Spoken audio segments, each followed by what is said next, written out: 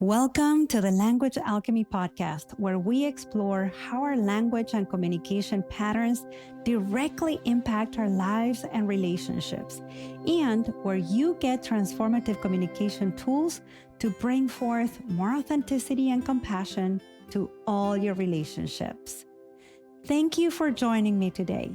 This is your host, Alejandra Siroka, a communication teacher and coach who is devoted to helping multicultural individuals, change makers, and couples engaged in personal growth experience the lives and relationships they long for through the power of transformative communication.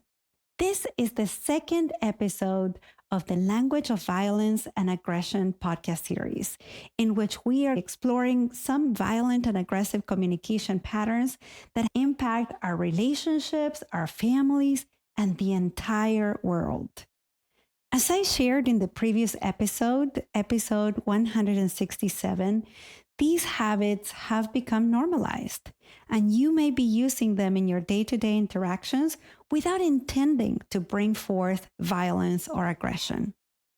However, if you have adopted these habits, you need to recognize that they lead you and others to pain, separation, disconnection, and lack of trust. In the previous episode, we discussed 4 of 12 violent and aggressive communication habits. And those were: number 1, interrupting or talking over others. Number 2, correcting to be right. Number 3, shaming. And number 4, making yourself bigger through your body language. In today's episode, we are going to talk about habits from 5 to 8. And of course, I am going to give you tools to transform them. As I go through each one, notice if you are communicating using some of these habits, because I will give you a conscious communication option of what you can do or say instead. Number 5, dismissing. Dismissing happens when we invalidate someone else's experience, feelings, or perspectives. It's essentially saying something like, what you're experiencing isn't important. Let me give you an example. Let's say your child is really heartbroken about losing a teddy bear and they seem inconsolable. As an adult, you may think, but you have other stuffed animals. Losing this one is not a big deal. And then you think, my child should not have such a strong reaction to something that's so unimportant. When you have that thought in your internal dialogue, what you are doing is that you are brushing your child's experience aside. And so when you do say something out loud to your child, you say something like, it's not a big deal. Get over it. You have other stuffies. We do the same thing with adults, not just with children. Let's say that your partner tells you, I feel uncomfortable when your family switches to another language at dinner. I feel excluded. And your response is, you're being so sensitive. We're not talking about you. We're not trying to exclude you either. Can you see how that response completely invalidates your partner's genuine experience? Their feelings are not taken into account at all. We do this in our families, we do this at home, and we also do it at work. For example, someone comes and says to you, I'm a bit nervous about whether our team will pull it off and get the launching done on time. And then your response is something like, you think you're nervous? You should have seen the sales team. They were beyond freaking out in yesterday's meeting. They went on and on, complaining and crying about this and that. I mean, come on. It's not like this is the first time we're launching a product. So stop being so nervous and just get the work done. Ouch. In this case, we are dismissing our colleague by minimizing their experience and making someone else's experience bigger, more important, and perhaps valid. And we're also shutting down the possibility of talking about what our colleague is going through or whether they need some help. Dismissing is an aggressive habit that creates distance rather than understanding. When we feel dismissed, we experience that we are being invalidated, made wrong, invisible, not important, or small. And we may react with defensiveness, anger, and frustration. We may even stop trusting the other person with our experience. So we may retreat and communicate less and less and less. If you are someone who tends to dismiss others, but you also know that you want to have connection and trust, then you need to learn to acknowledge other people's feelings and experiences.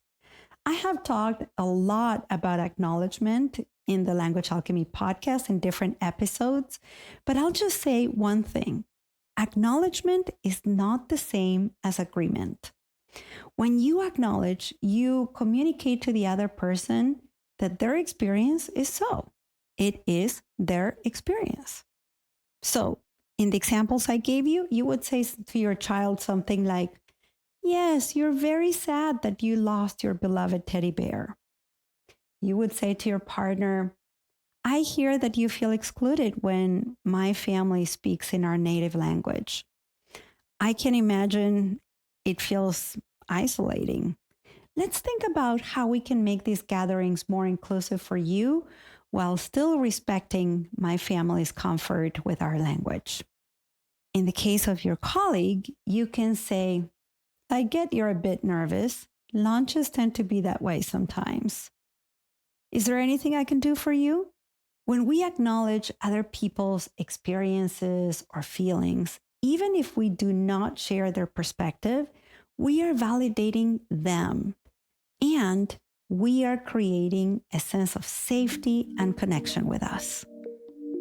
Habit number 6, criticizing derogatorily. Derogatory criticism attacks a person's characters, and it's often filled with judgment, contempt, and generalizations. When my communication students and coaching clients tell me they are criticized and they tell me they feel so incensed by a piece of criticism they heard, when I ask them to tell me what these criticisms are, what they tell me is that they are pejorative, they are insulting, scornful. Let me give you some examples. This is the classic example when a spouse says to another, "You're so inconsiderate and self-centered. You always forget important dates. You don't even care about what matters to me." This criticism attacks the partner's character with labels like inconsiderate, self-centered, and it also uses generalizing language, always, and it makes broad judgments about them. You don't care about me. I see this a lot with the couples I coach. And usually, what's going on beneath the derogatory criticism is some kind of hurt or disconnection. The feeling of hurt can close our hearts harshly in a painful way. And so we may react to the hurt by retaliating with verbal ammunition. Derogatory criticisms can become toxic and detrimental to a relationship. And I'm not just talking about romantic relationships. I'm also talking about any kind of relationships, relationships between siblings, with other family members, close friends, and coworkers. So the first thing you need to do is to find out what you feel hurt about. You can ask yourself, what is most painful about what the other person did or said or didn't do or didn't say? Then check if what's most painful is some kind of sadness, rejection, or pain, or a sense of alienation, lack of belonging, lack of mattering, lack of love or care. Perhaps you're feeling offended, neglected, unseen, or misunderstood. Once you find the hurt beneath it and you can name it for yourself, this is what you need to say out loud. And I know it will feel vulnerable to say something out loud. But if you don't know how to express your internal experience and share it with others, resentment will build and it will come out later as derogatory criticism. So, in the example I gave you earlier, it would be much more sincere and authentic to say something like, I feel hurt that my birthday came and went and you didn't acknowledge it. And if you tell me, Alejandra, expressing vulnerability is too scary for me, I want to say that this is very common. Most of my communication clients do not know how to communicate vulnerability. In fact, this is what I help all my clients express with clarity, confidence, and compassion. Vulnerability is one of the essential ingredients in any kind of close and meaningful relationship. And if you need my support, I'm happy to teach you to communicate the hurt underneath in a way that feels dignified and that you can also be heard. At the end of this episode, I will share with you how you can book a consultation with me. Habit number 7, blame shifting. This usually happens when you hear something as an accusation, and then you aggressively defend yourself by telling the other person that they are the ones to blame. Let me give you an example. Let's say you are on your way to a family vacation. Your adult brother asks you if you printed the tickets out, just like you said you would. You realize you forgot to do it. But instead of saying that, you raise your voice and you say, why am I the only one who always needs to take care of everything? What have you done to help the family? You never do anything. You just expect everyone to do everything for you. You could have reminded me this morning before we left the house. You had plenty of time. You were playing video games. Well, if this is your brother, I bet he feels very angry. Maybe he says to you, don't yell at me. You were the one who said you wanted to be in charge of the tickets. Not a peaceful way to start a family vacation. Blame shifting can happen in families, in partnerships, and at work, especially when someone feels they made a mistake, they forgot to do something, or they receive negative feedback, or even if what they're receiving is a compliment, but they are interpreting that as judgmental. What's the conscious alternative here? The conscious alternative is to take ownership of your mistakes, your interpretations, your projections, etc. For example, in the scenario I gave you, you could say something like, oh no, I forgot to print out the tickets. Saying something like that acknowledges that you made a mistake. Then the interaction can go into finding a solution instead of having to address the aggressive reaction. Or you could say something like, when I heard you ask me if I printed the tickets, I was wondering if you didn't trust that I did things to help the family with this trip planning. Is that what you were implying? And even though the other person may not like hearing about your interpretation or your projection, it is much better to say that than to react violently and shifting blame. Habit number 8, bringing up the past. This habit involves storing past hurts and conflicts as evidence to use them in the present moment. And we usually do that to make our disagreement stronger, to prove a point, or to make the other person wrong. When we bring up the past in the present moment and we use it as ammunition, it's not only a violent way of communicating, but it also lets the other person believe that they need to walk on eggshells around us because we're keeping tabs. And if they make a mistake or if they falter in any way, we will make them pay for it later and at a very high price. Let me give you an example. Let's say you've been dating someone for some time and they tell you something like this. You didn't call when you said you would last night. And your response is, well, you said you were going to make a dish for my friend's potluck and you didn't. And this was the time when I was introducing you to my friend group for the first time.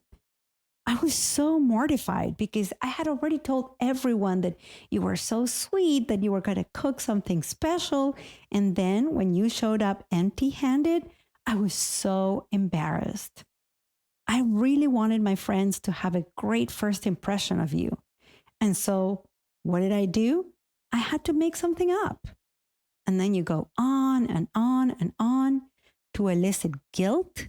Bringing up the past can be very subtle.